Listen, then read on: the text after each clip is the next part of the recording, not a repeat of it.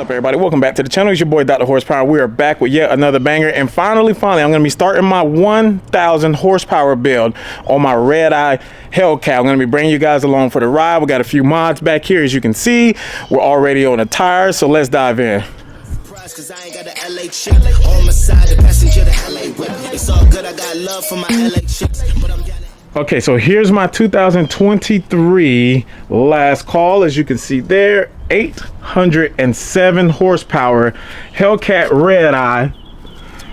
And this car is an absolute monster just the way it comes, but it's actually not enough power for me. We're gonna be taking it from 807 horsepower all the way up to 1,000. I'm gonna be bringing you guys along for all the mods. We've already thrown on the 17-inch Mickey Thompson back here, wrapped in a huge 315. So hooking is no longer an issue, but now the next mod, as you can see here, I have some 20-inch front runners to match the rear. So let's pop these open, get a good look at them. Weld was nice enough to send me out some stickers. See if I can do this all with one hand. So these wheels, they come very nicely packaged, well protected, and wow, look at this beauty, guys. And I'm talking lightweight. That's one hand just picking it up.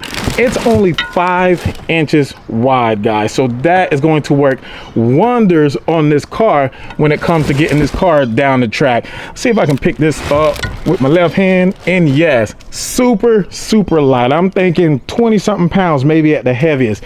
So this car comes on 20 inches already, but they are 11 inches wide, so this should be a huge difference in my trap speed in a quarter mile. Next up, we have the tires right here to go along with them. Let me pick these up, sit them right here for a comparison.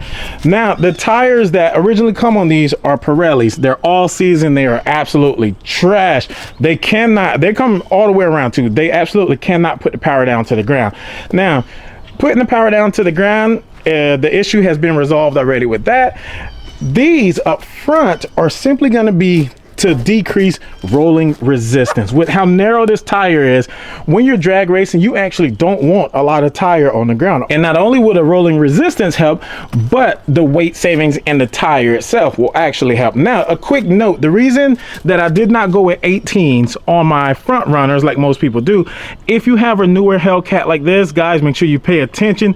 If you're gonna get front runners, the majority of people, they go out and they get 18s. They no longer fit on these cars. If you have one, I want to say from 2020 and newer, you're gonna have to go with a 20-inch. Here are the specs.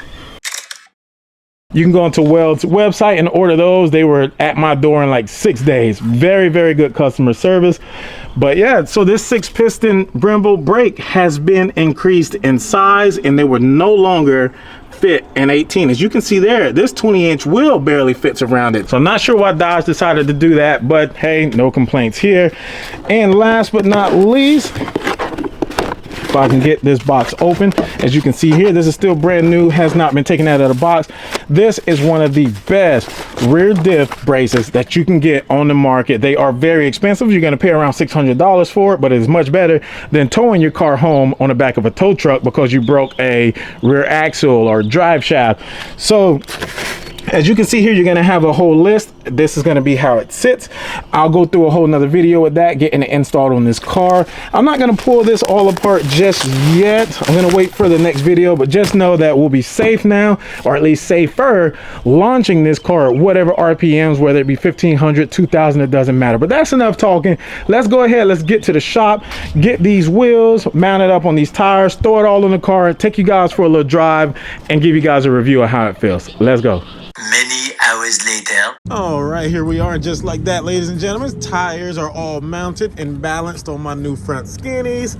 Like I mentioned before, man, that's gonna make such a big difference going on the car. I've already thrown the second one up here. So let's get this bad boy back to the crib, get it mounted up on the car. Let's see how heavy these are. I'm still able to pick it up with one hand. So major weight savings right there. Let's go get these mounted up and go for a quick ride. All right, so here we are, guys. Gonna be finally giving you guys a review. I got the entire drag set up on. I got my front skinnies, got my 17s in the rear, and also the rear diff braces on. So I'll be showing you guys, if I don't run out of gas, I'll be showing you guys how the car reacts under full throttle, giving you guys a quick review. So off rip, I gotta say the car feels completely different just sitting in it. So I'll drop a picture here. The front end of the car, the front skinnies, are about an inch shorter, give or take, from the factory tires, and my rears are a little bit taller. So if you notice, the front end of my car is like nose diving, which, I mean, it looks super aggressive. The look is kind of growing on me. I kind of like it. I just got to get used to it. Now, as for the rear tires, can you drive these and still keep drivability and make it a daily? Yeah and no. They're so tall. These are 55 series, which is actually taller than what I need for this amount of horsepower. They sway a lot, guys. So you're just driving straight, you're gonna feel like you're on a cruise ship. So it's a lot of sway there, but they are planted. As for the front skinnies, I mean, they drive just like stock. They're a little bit rougher because there's not as much sidewall, but as for taking curves and stuff, they feel fine. Now the rear diff, that's where things change up a little bit. You're gonna get reviews saying, oh my gosh, the car feels so much different. It feels so planted when I go around curves. That's bull crap, guys. So these cars are too big. You're not taking these cars around curves at high speeds. Anyway, you're gonna get that sway, that body roll, no matter what, and the rear diff is not gonna stop that. Now, where you do feel the difference is every bump, every crack in the road, you're gonna feel it. That sweet Magna ride suspension that we all love, the super smooth ride, kind of gets taken away when you install this. But I mean, in time, you'll adjust. You'll forget just how smooth the car ride was initially. And to be honest with you, we buy these cars to drive them hard anyway, so it is what it is. So if you're kind of on the fence about whether or not you want to buy this setup for your car, will it still be drivable, or is it just going to be a strict track car? I say go ahead and get it, guys. You can still drive this car. It just takes a little bit of adjusting. Now let me show you how it handles corners. Still a big boat. On skinnies, I am low on gas, but as you can see, you can still corner just fine. Get a little bit of body roll, but the main thing that I want to show you is how this car accelerates with these tires. So let's drop it down to about I'm really testing my luck. Look at my gas light. All right, so from about a 40 roll, let's see if it dead hooks or if we get some spin. Wow. All right, so guys, that dead hooked from a 40 roll. I mean, no prep, we're in the streets, didn't warm up the tires, nothing. I'm sure this car can dead hook from a 20 as well, but we're not gonna try it today. I don't wanna be on the side of the road because I ran out of gas. I'm gonna be getting this car down to the track soon. Gotta bring you guys some more footage. If you're new to the channel, make sure that you smash that subscribe button. Stay tuned so that you don't miss the upcoming content. And until then, peace.